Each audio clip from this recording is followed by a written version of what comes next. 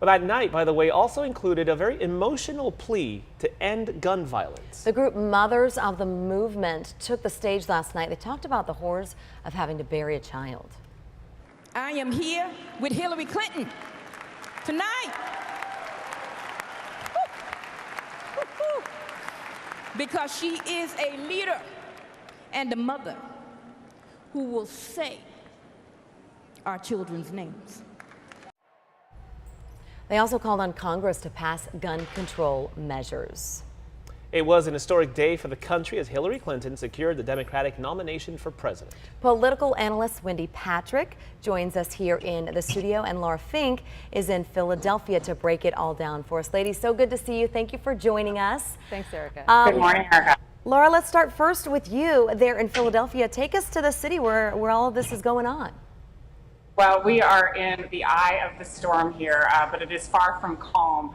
Philadelphia is a fabulous city, full to the brim with Democratic supporters, both Bernie supporters, Hillary supporters, and all of the luminaries of the Democratic Party. It's been a really fantastic week, and we know that that will continue tonight. Wendy, your thoughts on the events of yesterday? And, I mentioned earlier the return to the age of Clinton and things like that. I'll tell you, I'm jealous. Laura is having a wonderful time, so I hope you're being safe out there, Laura. I hope you're having a lot of fun. Oh, I'm behaving, Wendy. Don't worry about it. Okay, good. I was absolutely glued to the set during Bill Clinton's speech last night. Not because I necessarily agree with his politics, but because of the story, the love story he told about how he met his wife. It was really something that I think had appeal beyond party lines. It was just riveting, talking about how he first saw her in her big glasses. It really humanized Hillary Clinton. And I thought that, he did a very good job delivering it. And what stamina to go on for as long as he did with his speech. So I really think it was a great job. Anybody that speaks after him has a really hard act to follow. So I thought the speech was great. There were a lot of other speakers, and I know there are voices on either side that broke those down along party lines, which you can do. But I think Bill's speech was very, very good, and he did his wife a great service last night. I'm curious, Laura, I posed this question to Congresswoman Susan Davis a little earlier, and I want to ask you, 16 of the last 24 years, we've either had a Clinton or Obama in the White House. Bill Clinton really touted his wife as a change maker. He talked about, he said she's the best darn change maker I've ever encountered. Can she really tout herself and sell that to the American people that she's going to be the candidate to bring change? Absolutely, because change doesn't come in a tsunami. Change can come incrementally and little by little. And I think the case that Bill Clinton made, and to Wendy's point, it really was a conversation. And if you've ever been in an arena where you can hear a pin drop, it is truly a remarkable thing and something that was achieved last night. And the reason that Bill Clinton and others will make the case that she's a change maker is because she has gotten up every day to try to fight for the change, whether you're talking about women and children, whether you're talking about the economy, all of these things are, it's not always I come in a blaze of glory and I'm new and different. She really has been on the ground fighting for change for 30 years. That was the case that he made. Because he's drawing a distinction between what is new and what is effective. And we saw that last night. Wendy? I'll tell you what, one of the things that she has to overcome in this convention, through no fault of her own or through no fault of the Republicans, just the dynamics of conventions. As you mentioned earlier in the show, there are still a lot of people in Philadelphia who are feeling the burn. Now, of course, the Republicans are feeling the bump, the Trump bump. But the Democrats right about now are wondering whether, if this convention continues to be successful and whether the Debbie Wasserman Schultz, scandal has died down sufficiently to where people are actually paying attention to the issues and not the drama.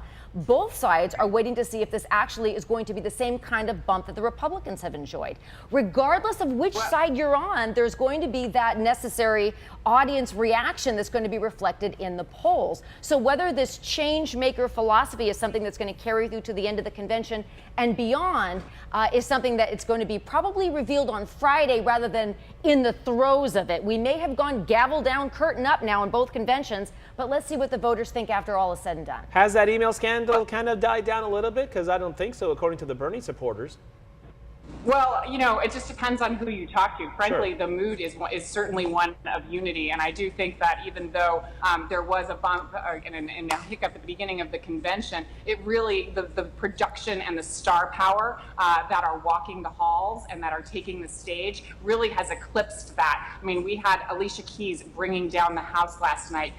We had Nancy Pelosi. Tonight we have the Vice President and the President. And I can't even, we missed talking about Michelle Obama, who really was phenomenal. So I think you can eclipse all of the bumps in the road with the collective star power of the Democratic Party and making a really compelling case for the historic election that is Hillary Clinton. You know, in historic election and star power, let me pick up on those two terms, because those two terms define both conventions in the sense that they are such productions. They are choreographed beautifully. They have headliners from every profession, from every walk of life, and there's so many viewers that are tuning in for the entertainment value, but viewers are voters. So they are necessarily also exposed to the substance. And it's not just a case of flash over substance, because you've got both. Both conventions provide both. So what will really be interesting, and each year we have them, these conventions get more and more phenomenal.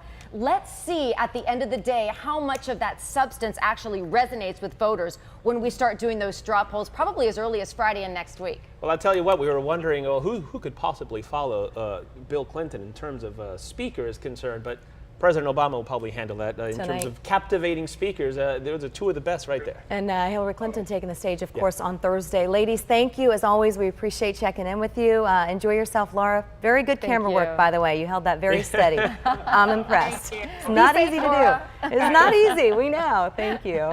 Thank you both. Let's get you over